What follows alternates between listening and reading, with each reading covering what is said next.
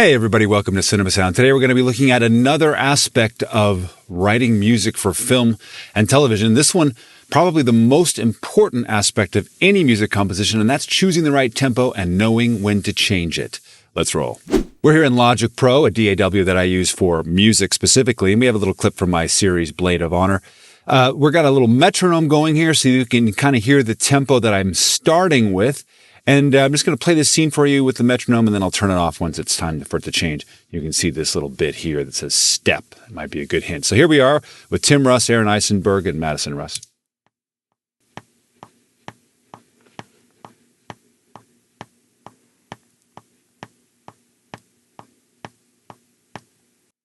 And we'll change it here. You can see he's got some pensive thought there. Ooh, what's that? Visual effects on his cheek.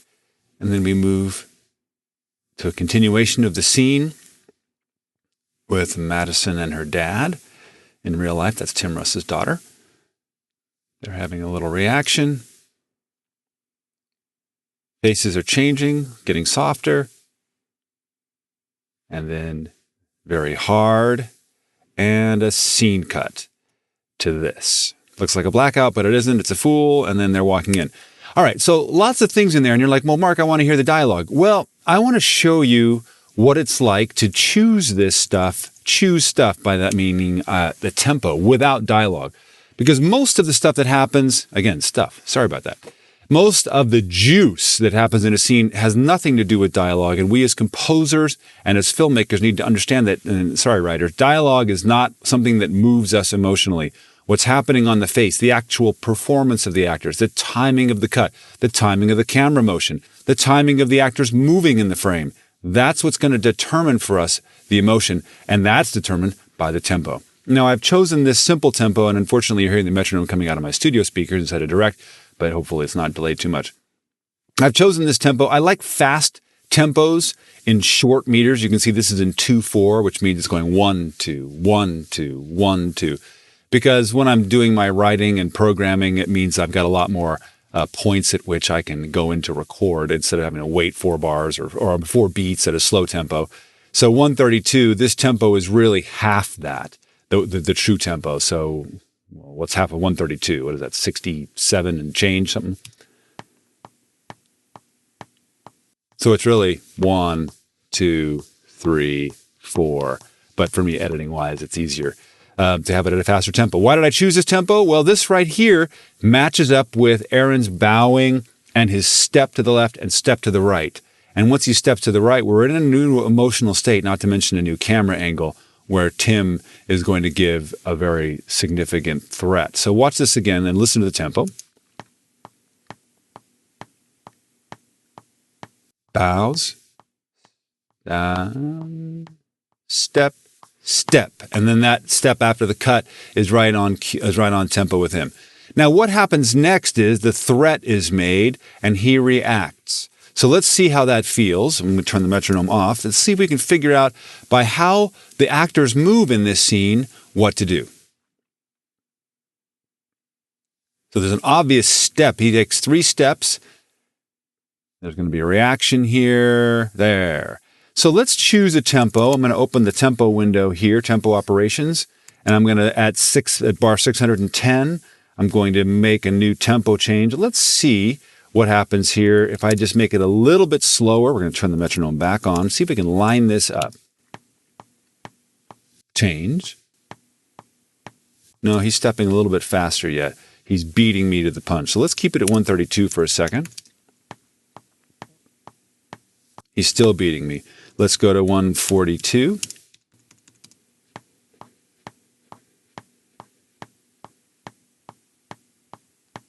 He's beating me still just a little bit. We're going to go to 146.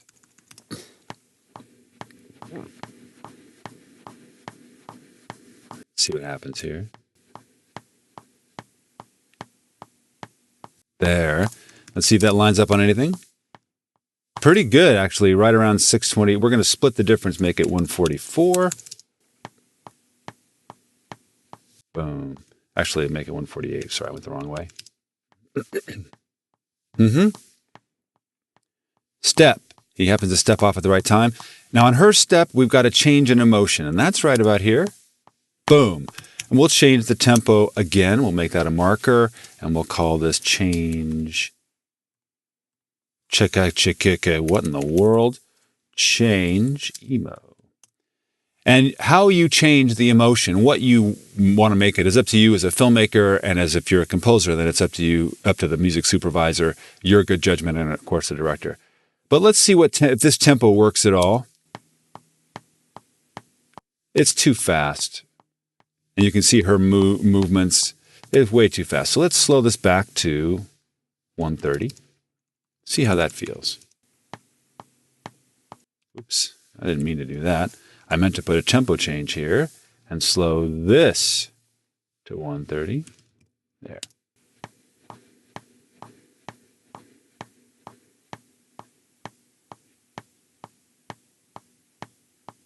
There's not a lot of motion to help us know what tempo this should be. It'll be on her exit that it'll help us know. There, they're changing, they're happy. Boom, then she walks out. We might be a little slow. Boom. Yeah, we're a little fast, actually. Let's make it 129. Slow it down just so we hit her step. And now it's going to transition into him, but once she leaves frame. Step. We get dark, and the cut somewhere right here. And we can find that frame by frame. This is the actual cut. And that's something we definitely want to hit. That's a hard cut, and boom, we're actually really close to that. All right, and if I zoom in, you can see I'm very, very close on that 2/4, on that second beat of 649 to hitting this cut. It's just a little bit early. So what we'll do is we'll make this a 3/4 bar. And now that's going to hit on a downbeat. We'll go, the next bar will be back to 2/4. And we will change this tempo ever so slightly. And while we do, we'll see the frame change until we get to the cut itself, which is right about there. It's micro tempo change. Now we should be dead on. You can do this in any digital audio workstation. And now let's see how we do. 1, 2, 3, bang. And now we're into a new tempo with them, which we'll deal with at a later time. All right, let me do a little percussion for you here. In Contact, this is with 8DIO's Epic Doll Drums. Just a simple thing here, just to give you some flavor for tempo with a little percussion. Here we go. 1, 2.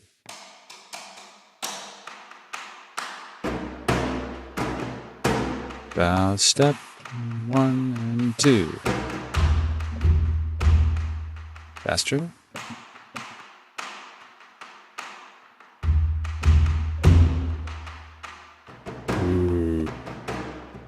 Slower, 1, 2, 1. Lighter.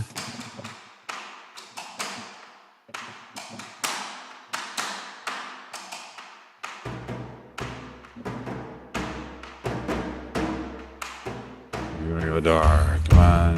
1, 2, 3, 1. Cool. All right, so let's add a little quantization to it. 16th note, because that's kind of where we were. Here's 610. Oops, 610. 610. There we go. Now, you already heard all this.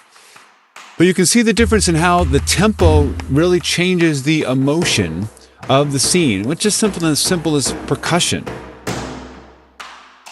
And then we can change orchestration as we go along, change harmony and things like this. In fact, let's just add a little bit of this since you're all still watching. Let's add some low when he gets upset. Over here. When she leaves, just about there. We're going to add some low legatos. Here.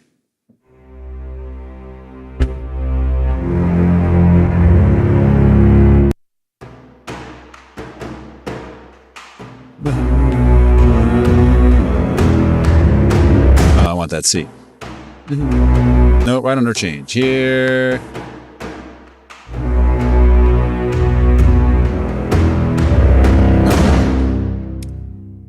Right, there's a nice little thing there. And just tempo change from here. Once you have your tempo, this is where the ideas start showing up for creating your score, because now you have things locked in, and now you'll be able to do all kinds of things like, depending on your genre or things like this, stuff where you're like, oh, I really want to hit some cues that are happening visually with some interesting orchestration. Let's see, where does his thing happen?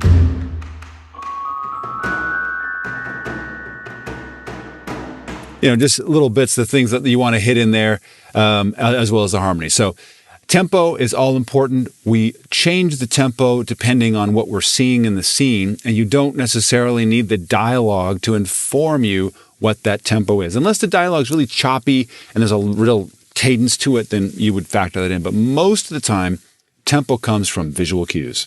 Hopefully this video has been helpful to you. If so, please subscribe to our channel here at Cinema Sound, and come visit us at cinemasound.com, where we have hundreds and hundreds of blog posts, not only about music, but about how to get great Hollywood audio for your productions in general. And the only fully comprehensive audio education from, how to do audio for picture all the way to Hollywood level delivery in surround sound. Over 85 hours of education are available to you there. And we hope we'll see you there. Until then, we'll see you in post. Even if it's for yourself.